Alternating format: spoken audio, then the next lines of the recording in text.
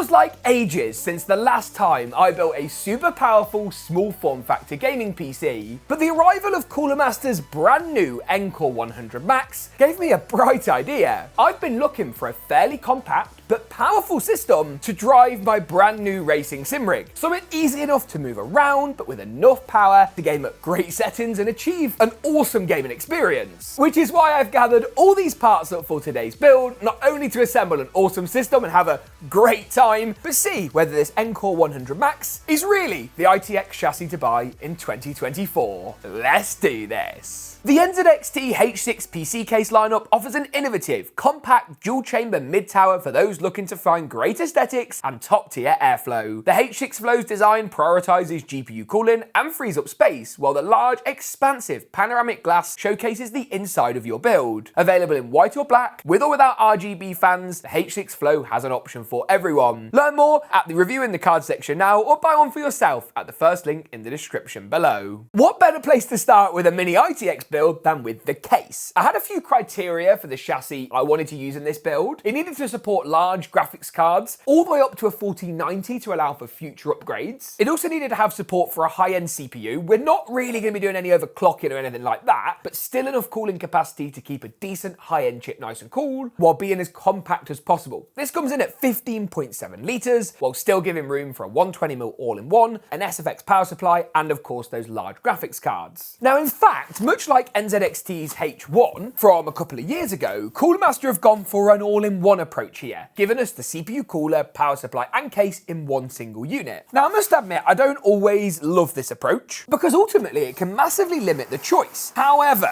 I absolutely love the way this thing looks, and have done since I first saw it showcased at Cooler Master's offices in Taipei at Computex last year. Now, I don't actually know how you get into it. Feels like it pops off. That was not the plan, but it does of course give us a good reveal of what the innards of this chassis look like. So the GPU goes at the bottom, and you can see here we've got 3 slots. Now, this is actually expandable from around 150mm up to around 170mm. That's going to allow for greater thicknesses of GPUs. So the radiator is at the top with a 120mm fan. You can see the top of the rod here. I'm not sure why it's got so many bent fins, but I guess it's okay. And then if we pull this off at the rear, pull. It says it pulls off. Does it pull off? Yes, it does. That is where the SFX power supply comes in. So that's 850 watts of 80 plus gold power. Now, I don't know if this is PCI Gen 5. It is. So it has got that Gen 5 right angle cable. This one is capable, as you can see, of up to 450 watts of power delivery. The rest of the cables are nice and short. Even our tubing for the 120mm cooler is sort of bespokely designed, I guess. And you can see here, the riser cable is already pre-run. That's why I don't mind in this instance things being pre-installed, because it means we get a radiator that's more bespokely designed and a power supply that has the shortened cable runs. Cable management in an ITX build can be a real nightmare. Now, as with all of my builds, we obviously need to cover off what CPU and GPU combo is going to drive the bulk of the power. Again, much like the case, there are a few key criteria behind these decisions. For the CPU, I needed something that had okay power consumption but didn't run too hot. That rules out Intel's 14th gen, which turbo up to the heat of a mini sun, not going to work, especially for the 120mm all-in-one. I'm also only really bothered about gaming performance for this build.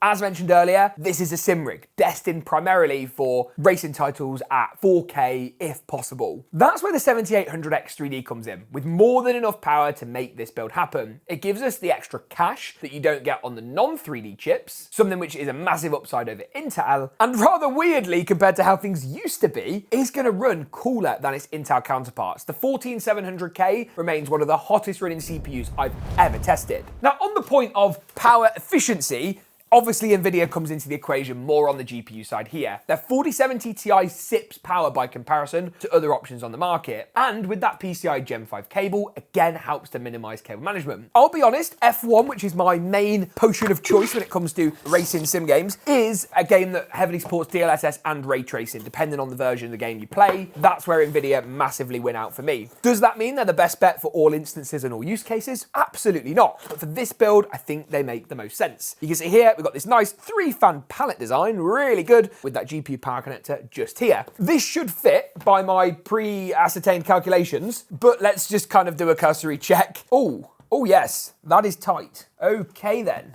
I think I've nailed that one. That's going to go in absolutely no problem, and as I say, that case is expandable in width, so in terms of those large triple slot cards, you shouldn't, hopefully, have too many issues. In order to progress this build along, I obviously need to talk about my motherboard choice next, and this is Gigabyte's B650i Aorus Ultra. Now again, points for AMD here. I feel like some sort of Harry Potter movie. 10 points to AMD.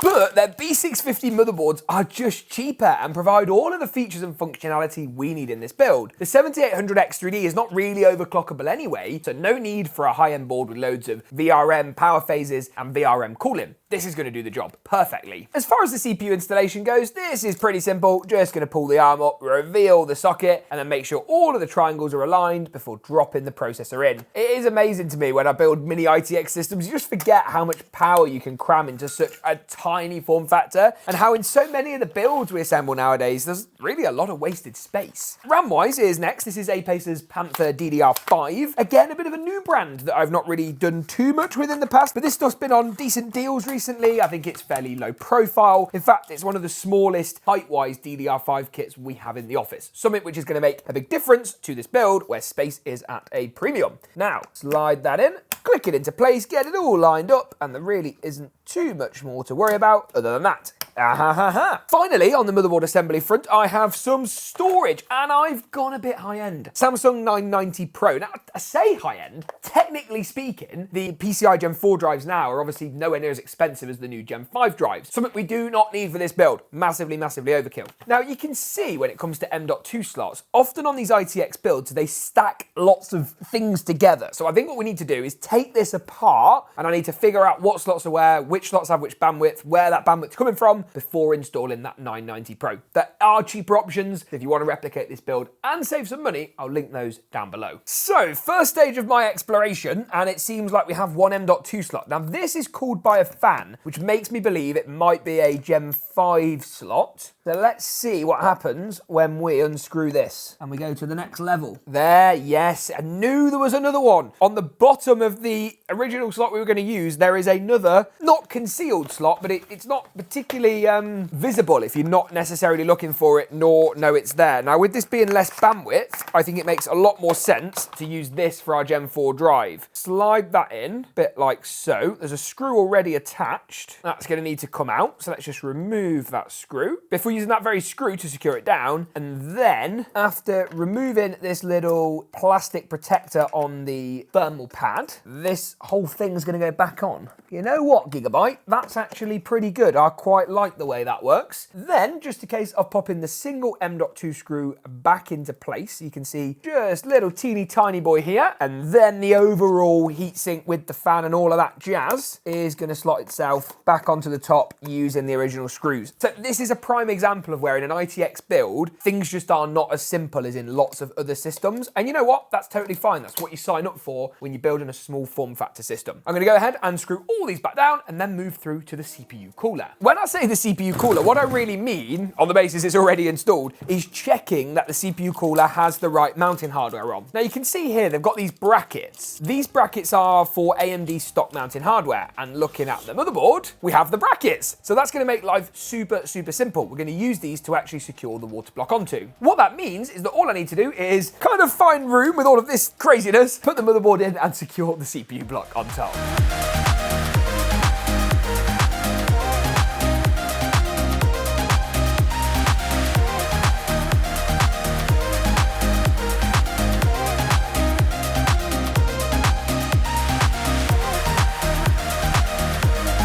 I also took that opportunity to plug in the front panel USB headers, and I have to say it's coming together really well. Now, this does, for all intents and purposes, feel like adult Lego more than PC building. It's made incredibly easy. Now, for some people that's a good thing, for some people that's a bad thing. For me, in this instance, I think it looks amazing. I'm enjoying the build process, but it is definitively a lot easier than I'd perhaps expected it to be. So I guess kudos to Cooler Master for that. Now, it is GPU time. So looking at things, we've got our PCI riser cable here.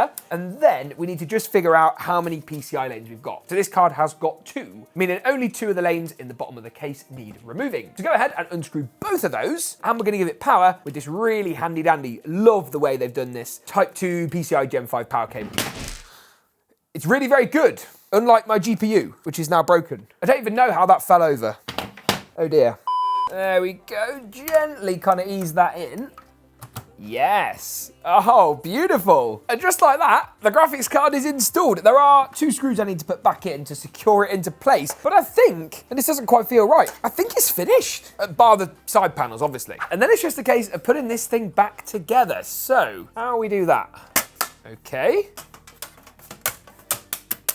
I mean, how easy was that? So just looking at everything, we've got room for all of the I/O here, which is easily accessible. The power is passed through from the PSU at the top to this port at the bottom on its own. And then the GPU power connections come out of the case down here at the bottom in this nice little recess. So they can run out behind the power cable too. So in an ITX case that's often massively overlooked is the ability to actually get access to all your cables and connectors without too many problems. Pop the lid on and see how this thing performs. And of course gives me a chance to show off my new sim rig.